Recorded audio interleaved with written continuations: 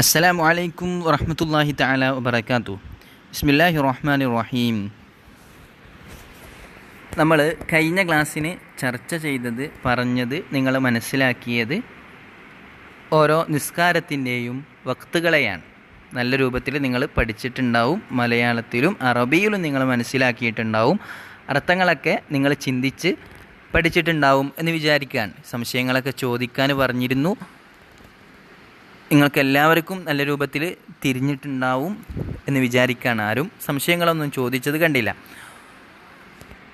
ഇന്ന് നമുക്ക് പറയാനുള്ളത്, നമ്മൾ കഴിഞ്ഞ ക്ലാസ്സിന് പറഞ്ഞു ഓരോ നിസ്കാരത്തിൻ്റെ സമയവും ക്രമീകരിക്കുമ്പോൾ, അത് തിട്ടപ്പെടുത്തുമ്പോൾ ഓരോ രൂപങ്ങൾ പറഞ്ഞു. ഉദാഹരണത്തിന്, ആകാശത്ത് മഞ്ഞ നിറത്തിലുള്ള അടയാളം മാഞ്ഞു പോയാൽ, അതുപോലെ ഫജ്റു സ്വാദിഖ് വെളിവാകുക എന്ന് പറയുമ്പോൾ സുബഹി ആവുന്ന സമയത്ത് നമുക്ക് ആകാശത്ത് നോക്കിയാൽ വെള്ള നിറത്തിലുള്ള ശോഭിക്കുന്ന ഒരു അടയാളം കാണാം. ഓക്കെ, അത്തരത്തിലുള്ള ഒരുപാട് അടയാളങ്ങളെ പറ്റിയിട്ട് നമ്മൾ സംസാരിച്ചു. ഇന്ന് നമുക്ക് പറയാനുള്ളത് അൽ അഷ്ഫാഖു സലാസത്തുൻ ഫസുലുൻ അൽ അഷ്ഫാഖു സലാസത്തുൻ. നിങ്ങളുടെ കിതാബിൽ നമ്മുടെ കഴിഞ്ഞ ക്ലാസ്സിന് ശേഷമുള്ള ഭാഗമാണ് എടുക്കാനുള്ളത്. ഇൻഷാ അല്ലാഹ് കഴിഞ്ഞ പരീക്ഷയ്ക്ക് ശേഷമുള്ളത് അറിയിച്ചതിന് ശേഷം എടുക്കും. ഓക്കെ. അൽ അഷ്ഫാഖ് എന്ന് പറയുമ്പോൾ നമ്മൾ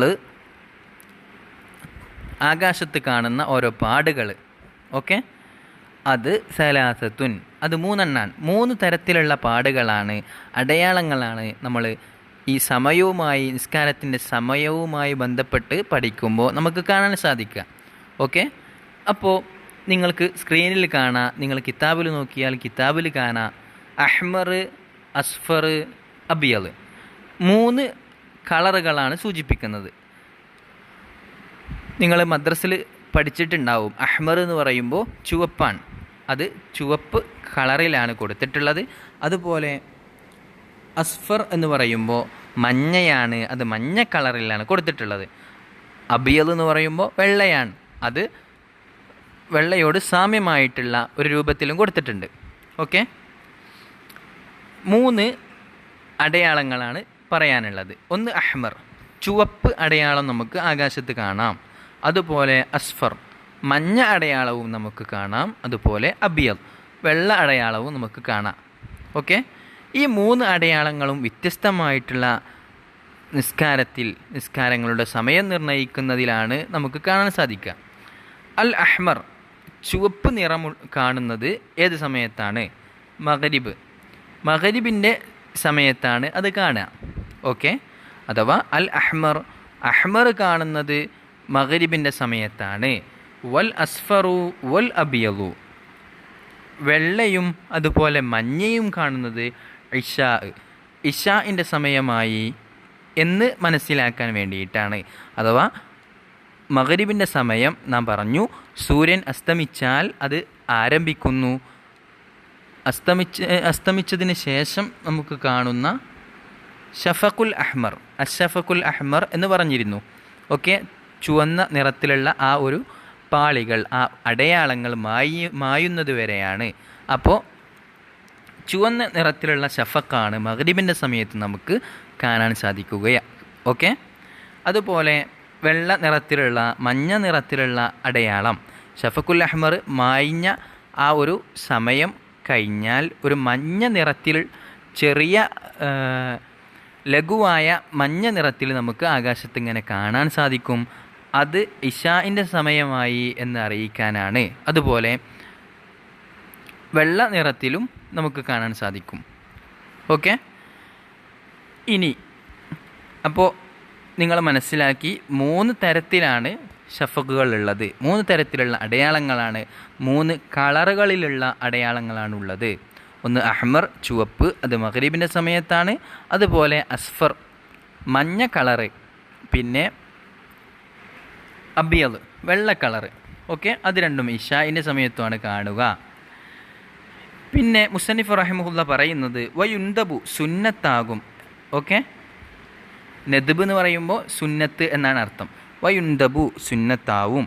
തഅഖീറു സ്വലാത്തിൽ ഇഷാഇ, ഇഷാ നിസ്കാരത്തെ പിന്തിപ്പിക്കുക. തഅഖീർ എന്ന് പറയുമ്പോൾ പിന്തിപ്പിക്കുക എന്നാണ് അർത്ഥം. ഓക്കെ, അഖറ എന്നുള്ള ഫേലിൽ നിന്നാണ് വന്നിട്ടുള്ളത്.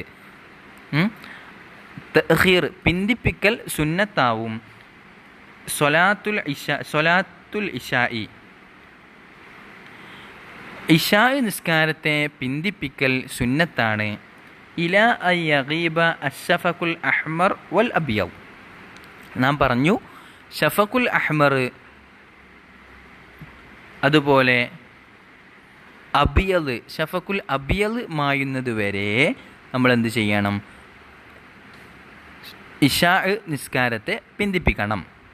അഥവാ സൂര്യൻ അസ്തമിച്ചാൽ ഉടനെ നമ്മൾ മഗ്രിബ് നിസ്കരിക്കും. മഗ്രിബ് നിസ്കരിച്ചതിന് ശേഷം കുറഞ്ഞ സമയം നമുക്ക് ആകാശത്തേക്ക് നോക്കിയാൽ ഒരു ചുവന്ന അടയാളം കാണാം. അത് മായ്ഞ്ഞതിന് ശേഷം നമുക്ക് ഇഷാഇൻ്റെ സമയമായി എന്ന് കണക്ക് കൂട്ടണം. ആ സമയത്ത് ചുവപ്പ് മാറിയിട്ടുണ്ടാവും, അതുപോലെ ഒരു വെള്ള നിറം ആകാശത്ത് പ്രത്യക്ഷപ്പെടും. അതും കൂടെ മായ്ഞ്ഞതിന് ശേഷമേ ഇഷാ നിസ്കരിക്കൽ സുന്നത്തുള്ളൂ. ഓക്കെ, ചുവപ്പ് കളറ് പ്രത്യക്ഷപ്പെട്ടാൽ അത് അവസാനമായി മഗ്രിബിൻ്റെ സമയമാണ്. അത് മറഞ്ഞു പോയാൽ ഇഷാഇൻ്റെ സമയമായി എന്ന് മനസ്സിലാക്കണം. അഥവാ അത് മുതൽ ഇഷാ നിസ്കരിക്കാം. ഇഷാ നിസ്കരിക്കൽ അനുവദനീയമാണ്, ജായിസാണ്. എന്നാൽ ഏറ്റവും സുന്നത്തുള്ള, ഏറ്റവും ഫളിലുള്ള, പുണ്യമുള്ള സമയം ആ ചുവപ്പ് മായ്ഞ്ഞതിന് ശേഷം വെള്ള അടയാളങ്ങൾ കാണപ്പെടും. ആ അടയാളങ്ങളും ആകാശത്ത് കാണപ്പെടുന്ന അടയാളങ്ങളും കഴിഞ്ഞതിന് ശേഷം നിസ്കരിക്കലാണ് ഏറ്റവും സുന്നത്തായിട്ടുള്ള കാര്യം എന്നുള്ളതാണ് മുസന്നിഫ് റഹിമഹുല്ല കിതാബിലൂടെ സൂചിപ്പിക്കുന്നത്. ഓക്കെ, അപ്പോൾ നിങ്ങൾ ഈ 3 ഷഫക്കുകളും അതുപോലെ നിസ്കാരത്തിൻ്റെ വഖത്ത്, കഴിഞ്ഞ ക്ലാസ്സിൽ നിസ്കാരത്തിൻ്റെ വഖത്തും നിങ്ങൾ പഠിച്ചു. നിങ്ങൾ ചെയ്യേണ്ടത് മുമ്പ് പഠിച്ചിട്ടുള്ള കഴിഞ്ഞ ക്ലാസ്സിന് മനസ്സിലാക്കിയ വഖത്തുകൾ നിങ്ങൾ കാണാതെ പഠിക്കാൻ വേണ്ടിയിട്ട് ശ്രമിക്കുക. അറബിയിൽ തന്നെ അർത്ഥം മനസ്സിലാക്കി, അറിയാത്ത അർത്ഥങ്ങളുണ്ടെങ്കിൽ ചോദിക്കുക, അർത്ഥം മനസ്സിലാക്കിയിട്ട് നിങ്ങൾ പഠിക്കാൻ വേണ്ടിയിട്ട് ശ്രമിക്കുക, കാണാതെ പഠിക്കുക. ഓക്കെ, ഇൻഷാ അള്ളാ ഇനി ക്ലാസ്സിൽ അത് ചെല്ലാൻ വേണ്ടിയിട്ട് പറയും. ആ സമയത്ത് നിങ്ങൾ വീഡിയോ ആക്കിയിട്ട് അയച്ചു തരേണ്ടി വരും. ഓക്കെ, അപ്പോൾ അത് ഇന്നത്തെ ക്ലാസ് നിങ്ങൾ മനസ്സിലാക്കുക, അത് കാണാതെ പഠിക്കുകയും ചെയ്യാം. കഴിഞ്ഞ ക്ലാസ്സിൽ 5 വഖത്ത് പറഞ്ഞു. അതിൽ ആദ്യ വഖത്ത് ഏതാണ്, അതുപോലെ അതിൻ്റെ അവസാന വഖത്ത് ഏതാണ് എന്നുള്ളതൊക്കെ നിങ്ങൾ അറബിയിൽ തന്നെ പരമാവധി കാണാതെ പഠിക്കുക. ഓക്കെ, ഇൻഷാ അല്ലാഹ്. അസ്സലാമു അലൈക്കും വറഹ്മത്തുള്ളാഹി.